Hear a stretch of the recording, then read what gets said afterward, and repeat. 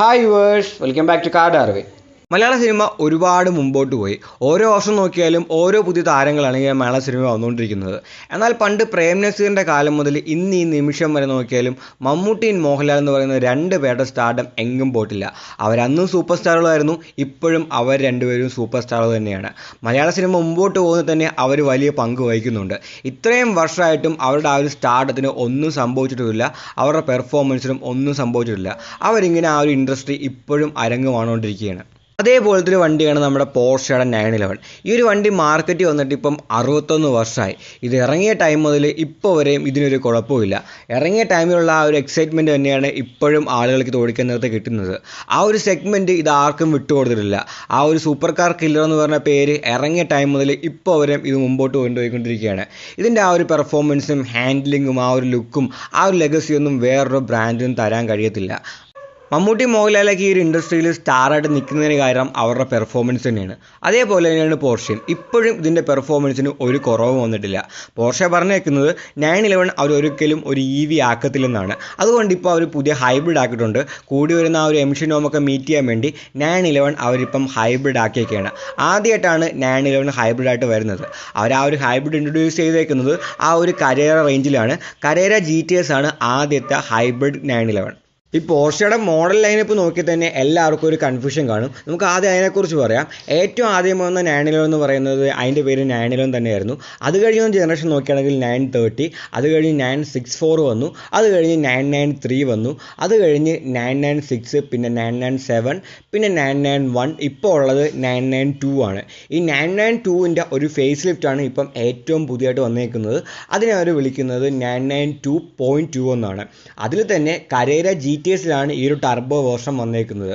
ഇപ്പോൾ 911 നോക്കുകയാണെങ്കിൽ കരേരയുണ്ട്, Carrera four s ഉണ്ട്, കരേര S ഉണ്ട്, കരേര GTS ഉണ്ട്, ടർഗ ടോപ്പ് ഉണ്ട്, കൺവെർട്ടബിൾ ഉണ്ട്, അതേപോലെ തന്നെ GT3 ഉണ്ട്, GT3 RS ഉണ്ട്, ടർബോ ഉണ്ട്, ടർബോ S ഉണ്ട്. അങ്ങനെ ഒരുപാട് വേർഷൻസിൽ 911 അവൈലബിൾ ആണ്. അപ്പോൾ അതിൻ്റെ ഒരു ബേസ് വേർഷൻ എന്നൊക്കെ പറയാൻ പറ്റിയൊരു വേർഷനാണ് ഈ ഒരു കരേര എന്ന് പറയുന്നത്. കരേരയുടെ GTSലാണ് ഇപ്പോൾ അവർ ഹൈബ്രിഡ് ഇൻട്രൊഡ്യൂസ് ചെയ്തേക്കുന്നത്. ഈ ഒരു ഹൈബ്രിഡ് സിസ്റ്റം നോക്കുകയാണെങ്കിൽ ആ ഒരു 3.6 ലിറ്റർ ഫ്ലാറ്റ് സിസ്റ്റം തന്നെ വന്നേക്കുന്ന ആ ഒരു സിഗ്നേച്ചർ എഞ്ചിൻ, അതിൽ കുറച്ച് അപ്ഡേഷനൊക്കെ അവർ വരുത്തിയിട്ടുണ്ട്. അതുകൂടാണ്ട് ഇതിലൊരു ഹൈബ്രിഡ് സിസ്റ്റം വരുന്നുണ്ട്. അതായത് ഒരു മോട്ടറും വരുന്നുണ്ട്, ഒരു ബാറ്ററിയും വരുന്നുണ്ട്. ഇതിൻ്റെ പേര് T ഹൈബ്രിഡ് എന്നാണ്. അപ്പോൾ ഈ ഒരു ഹൈബ്രിഡ് സിസ്റ്റവും ഈ ഒരു എഞ്ചിനും കൂടെ കമ്പൈൻ ചെയ്ത് ഏകദേശം 341 PS പവറാണ് ഉണ്ടാക്കുന്നത്. 341 PS പവറും ഉണ്ട്, അതേപോലെ തന്നെ 610 Nm ടോർക്കും ഇപ്പോൾ ഇത് പ്രൊഡ്യൂസ് ചെയ്യുന്നുണ്ട്. അതായത് ഇതിനു മുമ്പുള്ള GTSനേക്കാളും ഏകദേശം 61 PS പവർ ഇപ്പോൾ അവർ കൂട്ടിയിട്ടുണ്ട്. ഇതൊരു പ്ലഗ് ഇൻ ഹൈബ്രിഡ് ഒന്നുമില്ല, ഇതൊരു നോർമൽ സെൽഫ് ചാർജിങ് ഹൈബ്രിഡ് സിസ്റ്റമാണ്. ഇതിൻ്റെ കൂടെ അവർ പുതിയൊരു അപ്ഡേറ്റ് ചെയ്ത 8 സ്പീഡ് PDK ഡ്യുവൽ ക്ലച്ച് ട്രാൻസ്മിഷനും കൊടുത്തിട്ടുണ്ട്. ഈ ഒരു ട്രാൻസ്മിഷൻ വന്നതുകൂടി തന്നെ വണ്ടിക്ക് ഏകദേശം 150 Nm ടോർക്ക് കൂടുതൽ കിട്ടിയെന്നാണ് അവർ പറയുന്നത്. ഈ ഒരു ഹൈബ്രിഡ് സിസ്റ്റം എല്ലാം വന്നപ്പോഴത്തേക്ക് വണ്ടിയുടെ വെയിറ്റ് ശലം കൂടിയിട്ടുണ്ട്. ഏകദേശം 50 കിലോയോളം വെയിറ്റ് ഇപ്പോൾ കൂടിയിട്ടുണ്ട്. അത് വലിയൊരു ഇൻക്രീസ് അല്ല, കാരണം നോക്കുകയാണെങ്കിൽ ബാറ്ററി മോട്ടറും എല്ലാം വന്നിട്ടും 50 കിലോ കൂടിയുള്ളൂ. കാരണം വേറെ ഒരുപാട് ഭാഗങ്ങളിൽ അവർ നല്ലപോലെ വെയിറ്റ് സേവ് ചെയ്തിട്ടുണ്ട്. പിന്നെ ഇത്രയും വെയിറ്റ് കൂടിയെന്ന് പറഞ്ഞാലും വണ്ടിയുടെ പെർഫോമൻസും നല്ലപോലെ കൂട്ടിയിട്ടുണ്ട്. ഇപ്പോൾ നോക്കുകയാണെങ്കിൽ 312 km/h ഇതിന് ടോപ്പ് സ്പീഡ് ഉണ്ട്. അതേപോലെ തന്നെ നർബർഗ്രിങ്ങിലൊക്കെ ഏതാണ്ട് 8.6 സെക്കൻഡോളം ഇത് പഴയ മോഡലിനേക്കാളും ഫാസ്റ്റർ ആണെന്നാണ് പറയുന്നത്. അവർ ആ ഒരു എഞ്ചിനിൽ മാത്രമല്ല അപ്ഡേഷൻ കൊണ്ടുവന്നത്, വണ്ടിയുടെ ഹാൻഡിലിങ്ങിലും എയറോഡൈനാമിക്കിലൊക്കെ നല്ല അപ്ഡേറ്റ് കൊടുത്തിട്ടുണ്ട്. അതുകൊണ്ട് ട്രാക്കിൽ ഓടിക്കാൻ നേരത്തെ ഇത് നേരത്തെ കാലം നല്ലപോലെ തന്നെ ഫാസ്റ്റ് ആണെന്നാണ് പറയുന്നത്. വിഷ്വലി വണ്ടിക്ക് കാര്യമായിട്ട് വലിയ മാറ്റങ്ങളൊന്നും വന്നിട്ടില്ല, എങ്കിലും ചെറിയ മാറ്റങ്ങൾ കൊണ്ടുവന്നിട്ടുണ്ട്. ആ ഹെഡ് ലാമ്പ് നോക്കുകയാണെങ്കിൽ അതിനകത്തുള്ള ആ ഒരു LED എലമെൻറ്റിൽ അവർ കുറച്ച് മാറ്റങ്ങൾ കൊണ്ടുവന്നിട്ടുണ്ട്. അതേപോലെ തന്നെ ഇപ്പം ഫ്രണ്ടിലായിട്ട് വെർട്ടിക്കലായിട്ട് ആക്റ്റീവ് കൂളിംഗ് വെൻറ്റുകൾ അവർ വെച്ചിട്ടുണ്ട്. അതും കാണാൻ അത്യാവശ്യം ഭംഗി വരുന്നുണ്ട്.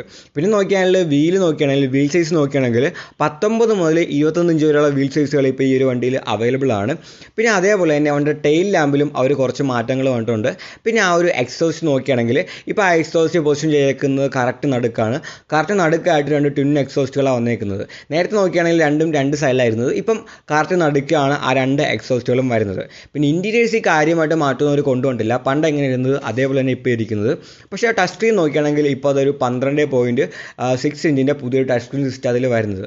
സോ ഈ ഒരു വണ്ടി അവർ ഇൻ്റർനാഷണൽ ലോഞ്ച് ചെയ്തൊക്കെയാണ്. അപ്പോൾ ഉടനെ തന്നെ നമുക്ക് ഇന്ത്യയിലെ പോർഷ ഷോറൂമുകളിലും ഈ ഏറ്റവും പുതിയ ഹൈബ്രിഡ് കരേര GTS കാണാൻ കഴിയുന്നതായിരിക്കും. ഈ ഒരു വീഡിയോ ഇഷ്ടപ്പെട്ടെങ്കിൽ ലൈക്ക് ചെയ്യുക, നിങ്ങളുടെ അഭിപ്രായങ്ങൾ കമൻറ്റുകളായി രേഖപ്പെടുത്തുക. ഇനി ഇതേപോലത്തെ വീഡിയോ കാണാൻ ദയവായി ചാനൽ സബ്സ്ക്രൈബ് ചെയ്യുക, ആ ബെൽ ഐക്കൺ കൂടി എനേബിൾ ചെയ്യുക. പുതിയൊരു വീഡിയോയുമായി ഉടനെ കാണാം.